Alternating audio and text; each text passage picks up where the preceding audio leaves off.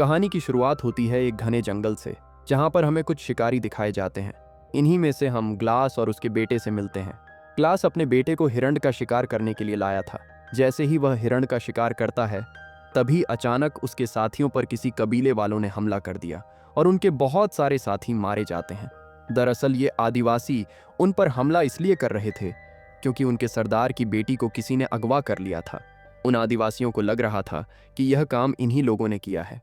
हमले में बहुत सारे लोग मारे जाते हैं और कुछ ही लोग बच पाते हैं। जो बचे हुए लोग थे वे नाव में बैठकर वहां से निकल जाते हैं। लेकिन खतरा अभी टला नहीं था, क्योंकि सब जानते थे कि यह इलाका आदिवासियों का है। नदी में चलते चलते वे सभी सोचते हैं कि कहीं से भी उन पर हमला हो सकता है। अब किसी को समझ नहीं आ रहा था कि क्या किया जाए। तभी कैप्टन ग्लास से पूछता है कि हमें क्या करना चाहिए। ग्लास बताता है कि हमें नाव छोड़कर जमीन के रास्ते चलना चाहिए। लेकिन उसी की टीम में से एक आदमी इसका विरोध करता है। वह कहता है कि अगर हम जमीन से गए तो आदिवासी हमें कभी भी मार सकते हैं और जमीन का रास्ता बहुत लंबा है। हमें घर पहुंचने में कई हफ्ते लग सकते हैं। फिर कैप्टन कहता है कि इस इलाके को ग्लास सबसे अच्छी तरह जानता है और अब उसकी जिम्मेदारी है कि वह सबको घर तक सुरक्षित पहुंचा दे। अब सभी तय करते हैं कि वे जमीन के रास्ते जाएंगे। वे नाव से उतर जाते हैं और नाव को पानी में खुला छोड़ देते हैं, ताकि आदिवासी जब वहां पहुंचें तो उन्हें लगे कि ये लोग नाव में ही भाग गए हैं। इसके बाद सब अपने खाने और सामान को पत्थरों के नीचे छुपा देते हैं, ताकि अगर वे कभी दोबारा इस रास्ते से लौटें तो उनका सामान मिल जाए। अब सब जंगल के रास्ते चलना शुरू कर देते हैं। यहाँ की सबसे बड़ी परेशानी थी खतरनाक ठंड। उनका रास्ता कई हफ्तों का था और उन्हें इस ठंड का सामना करते हुए आगे बढ़ना था। फिर अगली सुबह हम देखते हैं कि नाव छोड़ने का फैसला बिल्कुल सही था, क्योंकि आदिवासी अब उनकी नाव तक पहुंच चुके थे। वे देखते हैं कि नाव खाली है और समझ जाते हैं कि ये लोग जरूर जंगल के रास्ते गए होंगे। तभी उनमें से एक आदमी पैरों के निशान देखता है और अब वे सब उनके पीछे जंगल की ओर निकल जाते हैं। दूसरी तरफ ग्लास और उसकी टीम पूरा दिन चलने के बाद रात में एक जगह डेरा डालते हैं और वहीं रुकते हैं। अगली सुबह सबसे पहले ग्लास उठता है। वह अपनी बंदूक लेकर जंगल में टहलने निकल जाता है। तभी उसे ऐसा लगता है कि आसपास कोई है। ग्लास अलर्ट हो जाता है। तभी उसे सामने दो छोटे छोटे भालू के बच्चे दिखते हैं। इससे पहले कि वह वहां से निकल पाता, एक बड़ा भालू उस पर हमला कर देता है। ग्लास की बंदूक नीचे गिर जाती है और भालू उसे बुरी तरह घायल कर देता है। ग्लास पूरी तरह जख्मी हो जाता है। जब भालू अपने बच्चों की तरफ देख रहा होता है, तभी मौका देखकर ग्लास बंदूक उठाता है। लेकिन भालू उसे देख लेता है और फिर से हमला कर देता है। भालू बहुत ताकतवर था, इसलिए ग्लास की गोली का कोई असर नहीं होता। वह फिर से ग्लास को पंजों से मारकर अधमरा कर देता है। भालू थोड़ी दूर जाता है और ग्लास अपनी चाकू निकालता है। लेकिन भालू तीसरी बार फिर से उस पर हमला करता है और ग्लास वो उस भालू को कई बार चाकू से वार करता है। दोनों एक दूसरे से लड़ते हुए ढलान से लुढ़कते हैं और नीचे गिर जाते हैं। भालू ग्लास के ऊपर गिरकर मर जाता है और ग्लास भी लगभग मरने की हालत में होता है, क्योंकि उसका गला फट चुका था। ग्लास की आवाज़ सुनकर उसके साथी पहुंचते हैं। वे भालू को उसके ऊपर से हटाकर उसे बाहर निकालते हैं। उनमें से एक आदमी उसके घावों को सिलना शुरू करता है। ग्लास का गला बुरी तरह फटा होता है, पैर भी टूट चुका था, यानी वह चल नहीं सकता। उसी वक्त हमें दिखाया जाता है कि आदिवासी अब बंदूक और घोड़े भी हासिल कर लेते हैं, यानी अब वे और भी खतरनाक हो चुके हैं। दूसरी तरफ ग्लास की टीम उसके लिए लकड़ी का एक स्ट्रेचर बनाती है और उसे उस पर रखकर चलना शुरू करती है। लेकिन रास्ता पहाड़ी होने की वजह से उसे लेकर चढ़ाई पार करना मुश्किल होता है। कैप्टन को लगता है कि ग्लास अब नहीं बचेगा, इसलिए वह अपने एक आदमी से कहता है कि उसके मुंह पर कपड़ा रखो, यानी उसे मार दो, ताकि वह तड़प तड़प कर न मरे। लेकिन ग्लास का बेटा उसे रोक लेता है और कहता है कि ऐसा मत करो। कैप्टन को उस पर दया आ जाती है और वह कहता है कि जो भी यहाँ ग्लास के साथ रुकेगा उसे कंपनी की तरफ से $17 मिलेंगे। ग्लास का बेटा बोलता है कि मैं रुकूंगा। वहाँ एक और लड़का भी कहता है कि मैं भी रुकूंगा। अब उनमें से एक आदमी, जिसका नाम फिट्ज होता है, कहता है कि $17 बहुत कम है। कैप्टन कहता है कि ठीक है, $100 मिलेंगे। तब ग्लास का बेटा और वह लड़का बोलते हैं कि हमारे हिस्से के पैसे भी तुम रख लो। फिट्ज कहता है कि ठीक है, $300 काफ़ी हैं, इससे मैं अपना घर खरीद सकता हूँ। अब तीनों, फिट्ज, ग्लास का बेटा और वह लड़का, वहीं रुक जाते हैं और बाकी सब आगे निकल जाते हैं। ग्लास की हालत बहुत ख़राब होती है। उसे लगता है कि वह 1-2 दिन में मर जाएगा, लेकिन वह जिंदा रहता है। एक शाम फिट्ज ग्लास के पास आता है और कहता है, तुम मरते क्यों नहीं? तुम्हारी वजह से हम सबकी जान खतरे में है। वह कहता है, अगर आदिवासी यहाँ आ गए तो हम सब मारे जाएंगे। मैं तुम्हें मुक्ति देने आया हूं।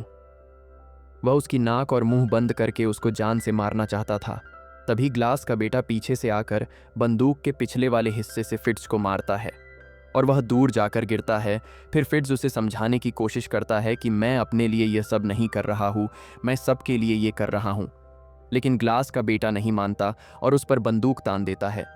फिट्ज बंदूक छीन लेता है और एक चाकू से ग्लास के बेटे के पेट में चाकू से वार करके उसको मार देता है। ग्लास अधमरा पड़ा होता है, इसलिए वह कुछ नहीं कर पाता, बस अपने बेटे को मरता हुआ देखता है।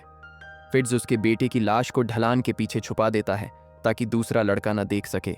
जब दूसरा लड़का आता है तो ग्लास बोल नहीं पाता क्योंकि उसका गला कटा होता है। और फिर रात को वे सभी सो जाते हैं। अगली सुबह फ्रीड्स उस लड़के से झूठ बोलता है कि आसपास आदिवासी हैं और हमें जल्दी यहाँ से निकलना होगा। लड़का कहता है, लेकिन ग्लास अभी जिंदा है, हमने वादा किया था कि उसके मरने के बाद उसका अंतिम संस्कार करके जाएंगे। फिट्ज गुस्से में ग्लास की ओर जाता है और उसको घसीटने लगता है और कहता है, यह आज नहीं तो कल मर ही जाएगा। वह उसके लिए एक गड्ढा पहले से खोद चुका था और उसे आधा जिंदा ही उसमें डालकर मिट्टी डाल देता है। फिट्ज कहता है, जैसा मैंने वादा किया था, मैं इसका अंतिम संस्कार कर रहा हूं। वह ग्लास पर बहुत सारा मिट्टी डालकर वहां से चला जाता है और उस लड़के से कहता है कि तुम भी जल्दी आ जाओ। और वह लड़का ग्लास के पास एक पानी की बैग को रखकर मजबूरी में वहां से चला जाता है। अब ग्लास अधमरी हालत में गड्ढे में पड़ा रहता है। वह अपनी पूरी ताकत लगाकर उस गड्ढे से बाहर निकलता है, फिर अपने बेटे की लाश तक जाता है और उसके बॉडी पर अपना सिर रखकर घंटों रोता है। अब कई घंटों के बाद जब वह जागता है तब उसे बहुत भूख लगती है। वह थोड़ी दूर रेंगता हुआ जाता है जहां एक ढांचा पड़ा होता है। वह एक हड्डी तोड़ता है और उसके अंदर का सूखा मांस खाता है। इसके बाद वह रेंगता हुआ एक पहाड़ी तक जाता है और नीचे नदी देखता है। वह नीचे उतरता है, पानी पीता है, लेकिन उसका गला फटा होने के कारण पानी बाहर निकल जाता है। वह बारूद निकालता है, अपने घाव पर डालता है और आग से उसे जलाकर घाव को सील देता है। वह दर्द से बेहोश हो जाता है, लेकिन कुछ दिनों बाद धीरे धीरे उसके जख्म भरने लगते हैं। वह नदी किनारे मछलियां पकड़कर खाता है और खुद को जिंदा रखता है। एक दिन उसे एक आदमी मिलता है जो अकेला रहता है। उसकी फैमिली और गांव आदिवासियों ने जला दिए थे। वह आदमी ग्लास पर दया करता है, उसे खाना देता है और अपने साथ ले लेता है। उसके पास एक घोड़ा भी होता है जिससे दोनों आगे की ओर बढ़ते हैं। दूसरी ओर फिट्ज और वह लड़का जो ग्लास को छोड़ आए थे रास्ते में बात करते हैं। लड़के को अब समझ में आता है कि फिट्ज ने उससे झूठ बोला था। वहां कोई आदिवासी नहीं थे और वह गुस्से में उस पर बंदूक तानता है, लेकिन फिट्ज चालाकी से उसे मना लेता है और आगे की ओर बढ़ जाता है। वे एक गांव से गुजरते हैं जो पूरी तरह तबाह हो चुका होता है। वहां उन्हें बहुत सारे लोग मरे हुए मिलते हैं और थोड़ी दूर उन दोनों को वहां 2 घोड़े भी मिलते हैं। घोड़े पर सवार होकर वे कैप्टन तक पहुंचते हैं।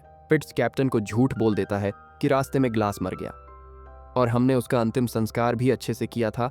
कैप्टन अपने वादे के अनुसार दोनों को $100 दे देता है, लेकिन वह लड़का पैसे नहीं लेता और चुपचाप वहां से चला जाता है।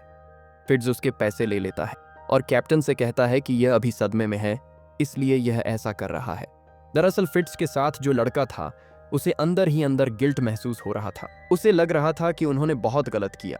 किसी जिंदा इंसान को यूं ही मिट्टी में छोड़ देना नहीं चाहिए था। उधर ग्लास बर्फ में उस अजनबी आदमी के साथ आगे का रास्ता तय कर रहा होता है, लेकिन तभी भयानक बर्फीला तूफान शुरू हो जाता है। ग्लास की हालत पहले से ही बहुत खराब थी। जख्म फिर से खुल रहे थे, शरीर कांप रहा था और वो वहीं पर बेहोश हो जाता है। वो आदमी उसे बचाने के लिए लकड़ियां इकट्ठी करता है और एक छोटा सा झोपड़ा बनाता है और उसी झोपड़ी के सामने ही आग जला देता है ताकि ग्लास को थोड़ी गर्मी मिल सके। अगली सुबह जब ग्लास की आंख खुलती है, वो देखता है कि वह आदमी वहां नहीं है। वो घबराकर उसे ढूंढने निकलता है। कुछ दूरी पर जाकर उसे एक पेड़ से लटका हुआ उसका शव दिखाई देता है। ग्लास समझ जाता है उस आदमी को किसी ने फांसी पर लटका दिया है। शायद ये काम फ्रेंच लोगों का होगा। फिर ग्लास वहां से आगे बढ़ता है और फ्रेंच कैंप तक पहुंचता है। वहां एक फ्रेंच सैनिक एक आदिवासी लड़की के साथ जबरदस्ती कर रहा होता है। ग्लास गुस्से में आ जाता है और वो उन पर हमला कर देता है। कुछ को गोली मार देता है और उस लड़की को आजाद करवा देता है। वहीं से वो एक घोड़ा पकड़ता है और वहां से निकल जाता है। रात होती है।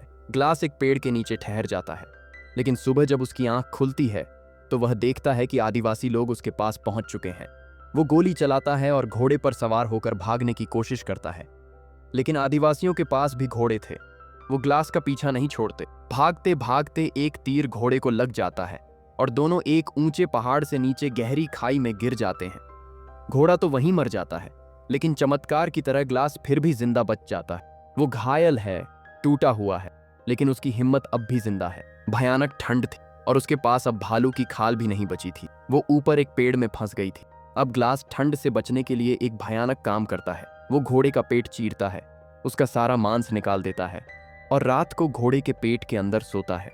वो जानता है अगर वो बाहर रहा तो ठंड से मर जाएगा। वो पूरी रात उसी तरह गुजारता है और अगली सुबह फिर से अपने बदले के रास्ते पर निकल पड़ता है। इधर ग्लास के कैंप में एक फ्रेंच सर्वाइवर आता है। वो रात गुजारने के लिए एक झोपड़ी मांगता है। कैंप के लोग उससे पैसे मांगते हैं। वो अपने पास की थोड़ी रकम और एक शराब की बोतल दे देता है, लेकिन ये वही बोतल थी जो फिट्ज ने ग्लास के ऊपर रखी थी जब उसने उसे जिंदा दफना दिया था। अब कप्तान को शक होता है। वो कहता है, ये बोतल यहाँ कैसे आई? फिट्ज झूठ बोलता है, मुझे ये रास्ते में मिली। शायद ग्लास का बेटा हॉक अब भी जिंदा है। वो कहानी बनाता है कि 30 मील दूर किसी आदमी की लाश मिली थी, उसके पास ये बोतल थी। कप्तान कुछ लोगों को लेकर उस जगह की ओर निकलता है, लेकिन वहां पहुंचकर जो वो देखते हैं उसे देखकर सबकी आंखें फटी की फटी रह जाती हैं। ग्लास जिंदा था। कप्तान हैरान रह जाता है। वो तुरंत कहता है, फिट्ज को गिरफ्तार करो, लेकिन तब तक फिट्ज भाग चुका होता है। वो कप्तान की तिजोरी से सारे पैसे चुराकर रातों रात फरार हो गया था। अब कप्तान और ग्लास दोनों एक ही मकसद से निकल पड़ते हैं, फिट्ज को ढूंढने के लिए। वे उसके घोड़े के पैरों के निशानों का पीछा करते हैं। लंबे सफर के बाद रास्ता 2 भागों में बढ़ जाता है और दोनों अलग अलग दिशाओं में निकलते हैं। कप्तान एक बड़े पत्थर के पास पहुंचता है, तभी पीछे से फिट्ज आता है और गन पॉइंट पर उसे पकड़ लेता है। कप्तान कहता है, तेरे ऊपर खून और चोरी दोनों का इल्जाम है, चल मेरे साथ। लेकिन फिट्ज बिना कुछ कहे सीधे कप्तान पर गोली चला देता है। गोली की आवाज सुनकर ग्लास भागता हुआ वहां पहुंचता है, लेकिन तब तक कप्तान मर चुका होता है। ग्लास कप्तान की लाश को देखता है, उसकी आंखों में आंसू आ जाते हैं। वो एक लकड़ी की टहनी से उसकी पीठ सीधी करता है और उसे घोड़े पर बांध देता है। फिर खुद दूसरे घोड़े पर लेटकर उसके पीछे चलता है, ताकि दूर से देखने पर लगे कि कप्तान अब भी जिंदा है। दूर से फिट्ज देखता है।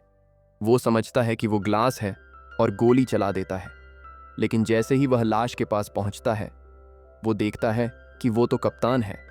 उसी पल पीछे से ग्लास उठता है और फिट्ज पर गोली चला देता है। गोली उसके कंधे में लगती है, लेकिन फिट्ज भाग निकलता है। ग्लास उसका पीछा करता है। दोनों नदी के किनारे पहुंच जाते हैं। वहां शुरू होती है एक भयानक खून से सनी लड़ाई। दोनों एक दूसरे को बुरी तरह घायल कर देते हैं। फिट्ज लगभग मरने की हालत में होता है।